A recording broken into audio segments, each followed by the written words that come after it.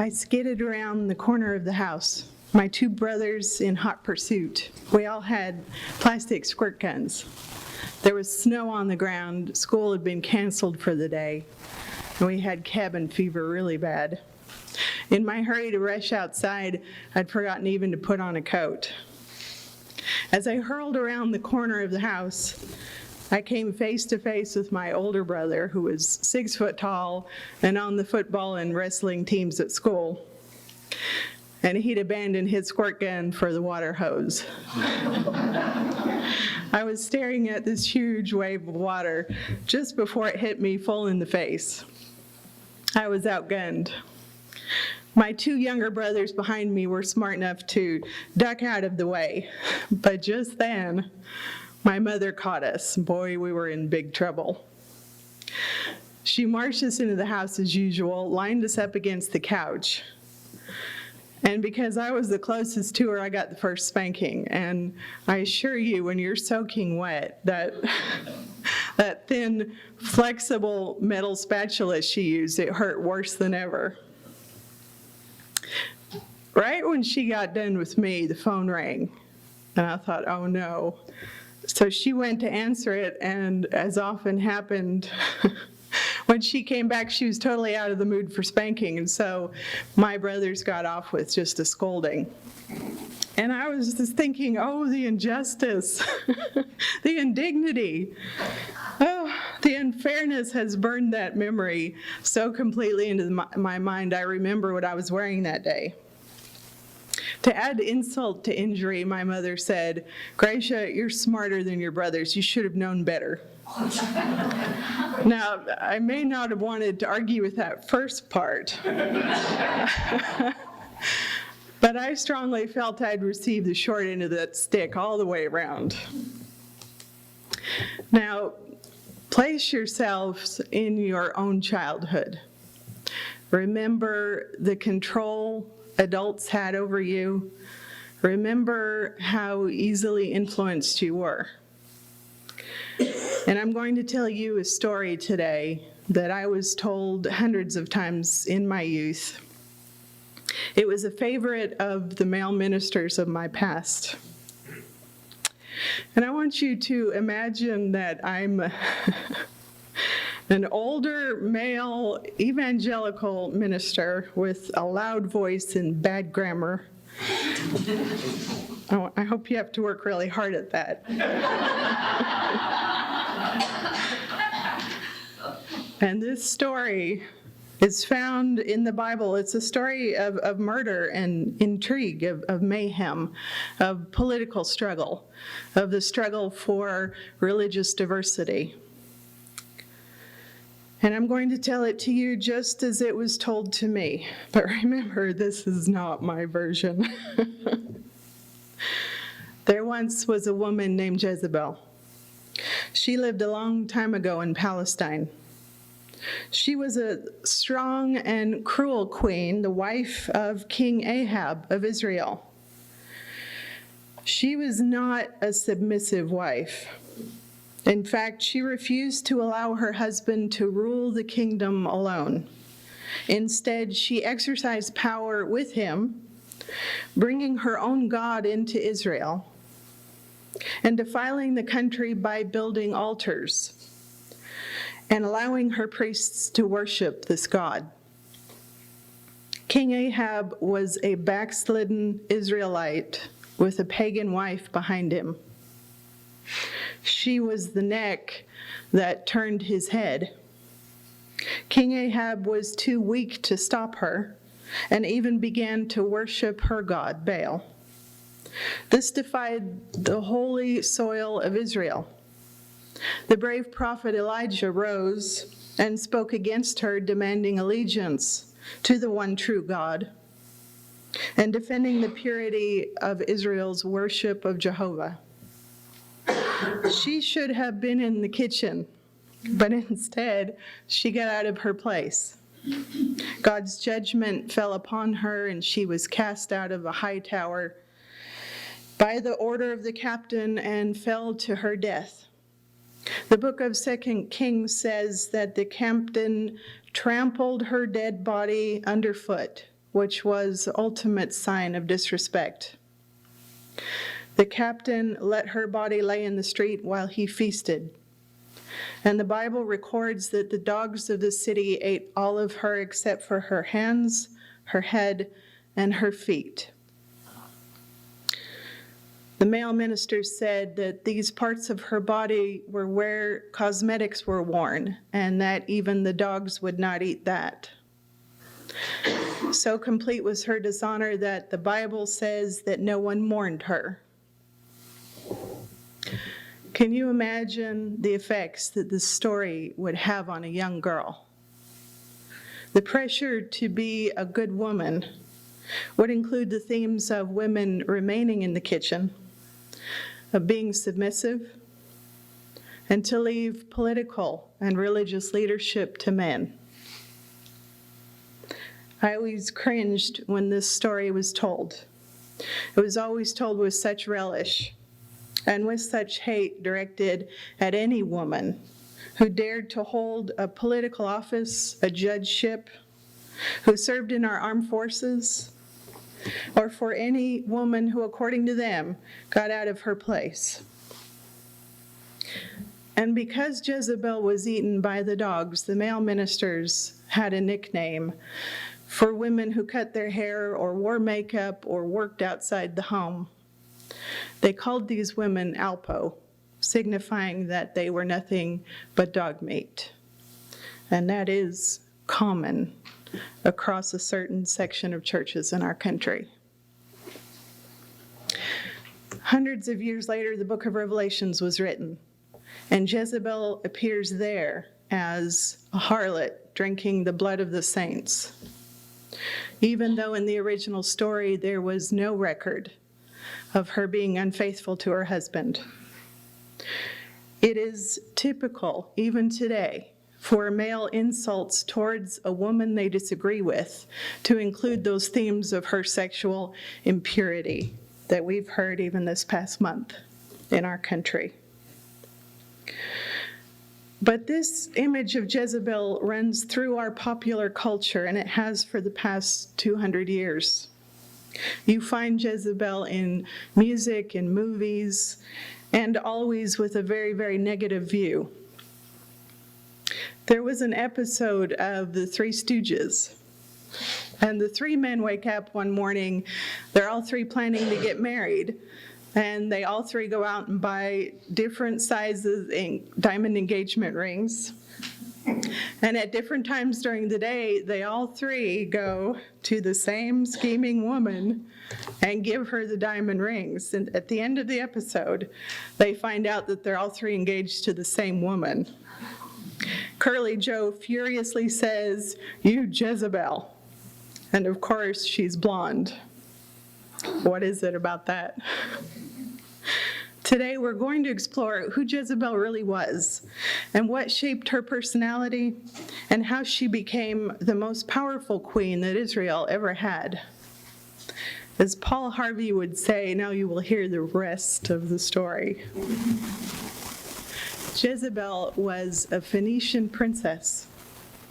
The Phoenicians were respected traders who realized that successful trading depended upon good relations and knowledge of the cultures around them. The Phoenicians developed the first common alphabet in order to communicate with people of different languages. They were a seafaring people, the first to divide the circumference of the horizon into 360 degrees. These people excelled at handling diversity with respect. Jezebel probably had a finer education than the men who criticized her.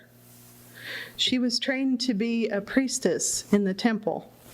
She was used to religious leadership, probably had incredible speaking power, and a powerful personality. Then, by turn of fate, she's given in marriage to a country where women are silenced, expected to serve in the background, to renounce any but the God of Israel, and where ruling power is held solely by the men.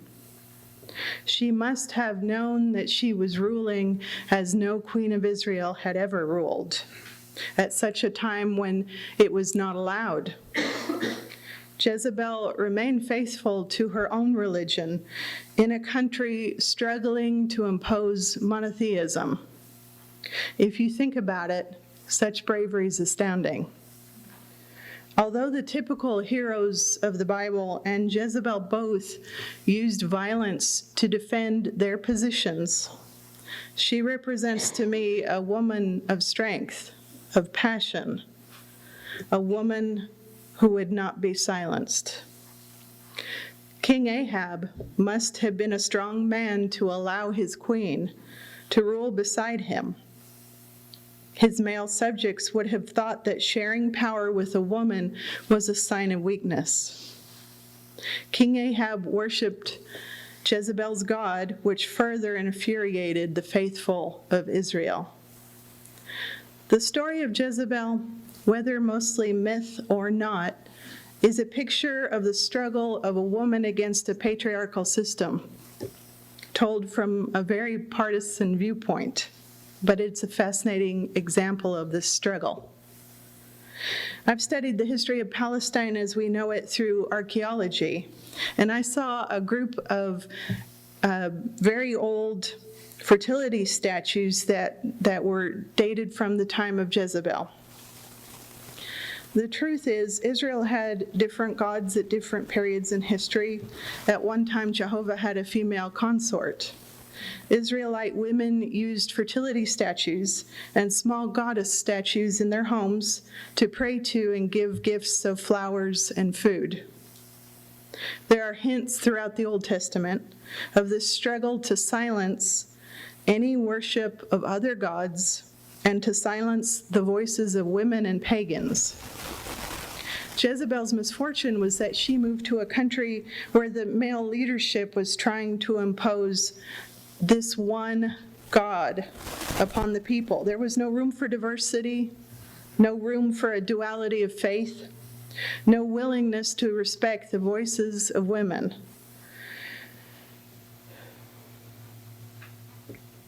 The people of Israel believed that the worship of one God would keep their country safe, that only by worshiping one God would they be successful. And you see that view in our land today, that only one way of being makes our country safe. Hillary Clinton said this: "Why extremists always focus on women remains a mystery to me. But they all seem to. It doesn't matter what country they live in or what religion they claim. They all want to control women." Now, let me turn this story a little bit on its head. My youngest daughter graduated from high school and was honored for this by the UU Church. And she twisted her naturally curly hair into a little loose bun, and she wore a sleeveless yellow dress that was very much 1950s Audrey Hepburn. She wore a pair of high heels, and I thought she looked fabulous. But after the church service where she'd been recognized for her achievement, a lifelong Unitarian man came up to me. He was just furious, and he proceeded to accuse my daughter of sitting in a beauty parlor for hours. And I thought, Sunday morning? He accused her of going to some kind of school that taught her how to walk and stand, which she'd never done. And he railed against me for allowing her to look so fashionable. Now, I'm sure his reasons had to do with feminism and with sustainability of consumerism, but he had an absolute certainty of what a Unitarian Universalist woman should look like. And sadly, he chose a day of celebration for our family to try to correct me in how he thought we should behave. And his ranting was eerily familiar from a completely opposite point of view and for completely different reasons. He sounded very much like the men of my past. And I regret that I did not take the time to come to a meeting of the minds with him. I was wanting to celebrate with my family. And it was the only conversation we ever had because he got sick and passed away. And I wondered if he had realized this was the only interaction we would ever have, would his words have been kinder? And I regretted very much that I didn't take the time afterwards to go and speak with him more, to try to give him a little idea of where my family had come from. Just as Jezebel, on the day of her most certain death, adorned herself in royal robes, she painted her face in the custom of her people. She put her crown on her head, signifying her place as princess and priestess in her own country and queen of Israel. So my young daughter, on the day of her graduation, was celebrating how hard we had struggled as a family to obtain the freedom for her to achieve an education. We must listen to each other before we make judgments of how we dress or which path we follow. We must respect diversity, especially in our faith, where we promise a tent big enough for many religious journeys, many different opinions, and many different explorations. If you ask me why I wear nail polish when I preach, I will tell you that for me, it represents how far I have come from the days when I was told hundreds of times that women do not belong behind the pulpit.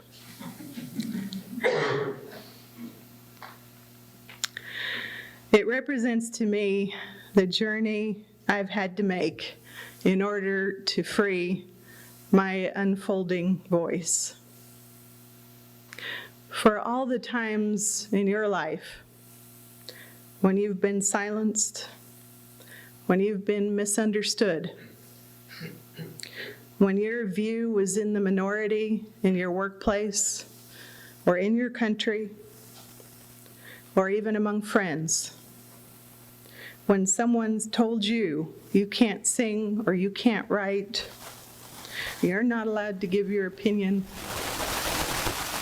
I want to tell you this morning, keep singing, keep writing, keep speaking. Don't let anyone hinder your voice.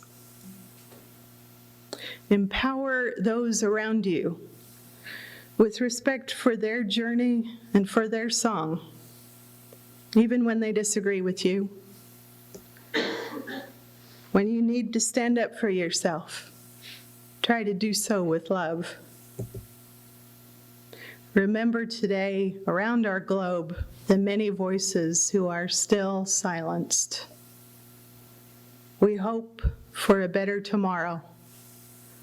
And may the church say amen.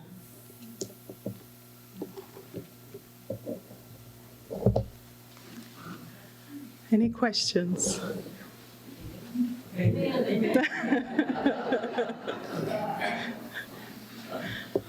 Yes.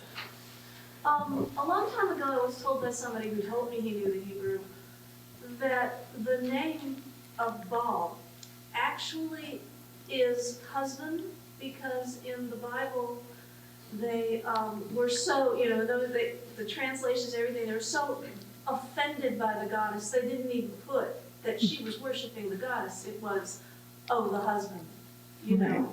And I don't know if that's actually true at this point, but I thought it was pretty interesting in translation. I agree. I've read several places that Jezebel worshipped Astaroth, a very female deity, as well as others. Bob, do you know anything about that?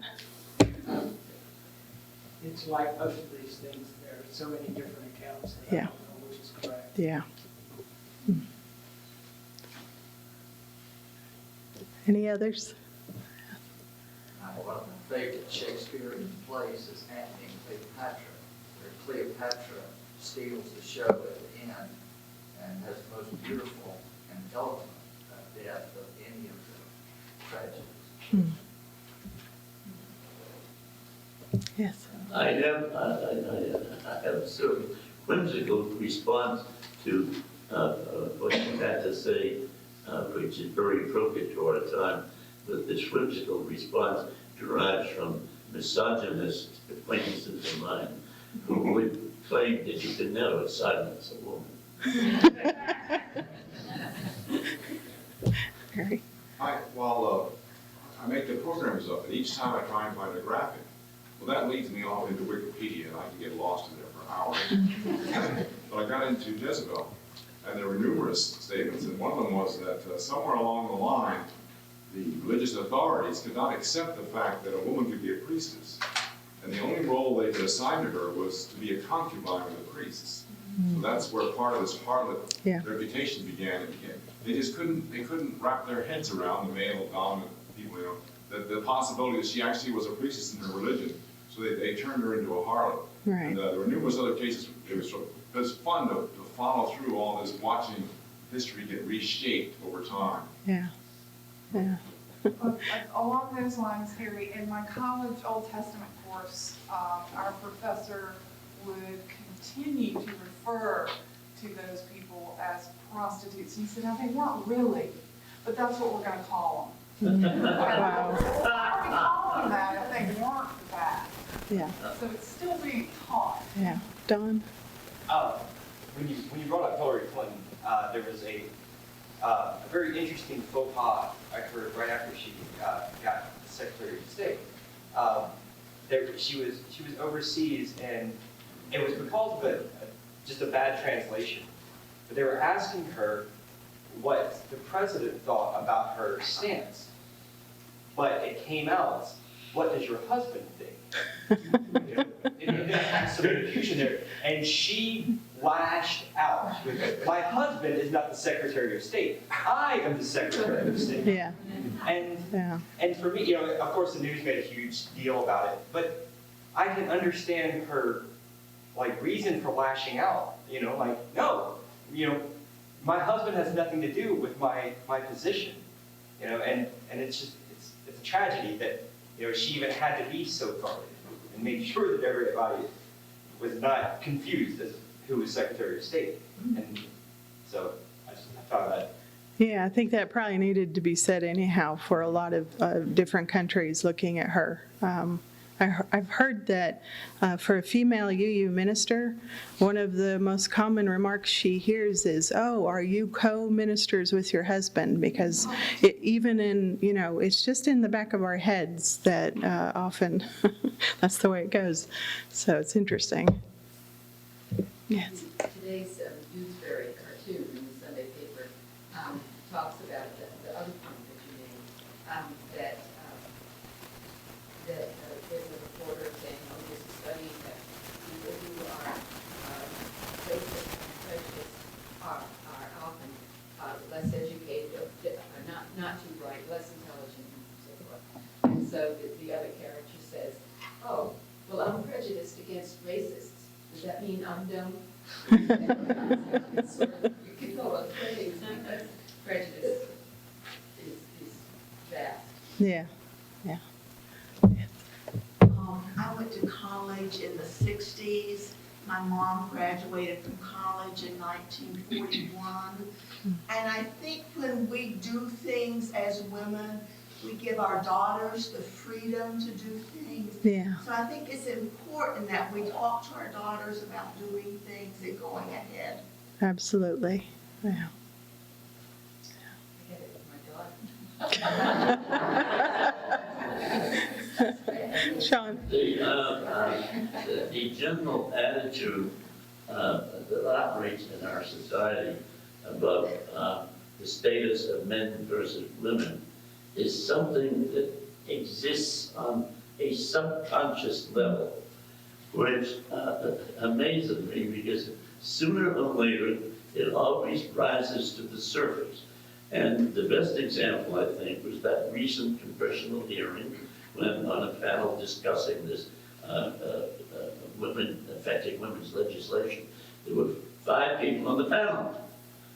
All 5 of them were men, although it was a subject that intimately involved every woman in the country. Right. But what really stirs me is to realize I don't think that was a contrived thing. I think it was just instinctive. It was a reflection of an automatic impulse. And that's something that's very hard to disestablish. Mm-hmm. And I think it helps when people complain about it, because then they have to think about it at least. Wow. Thank you. Thank you.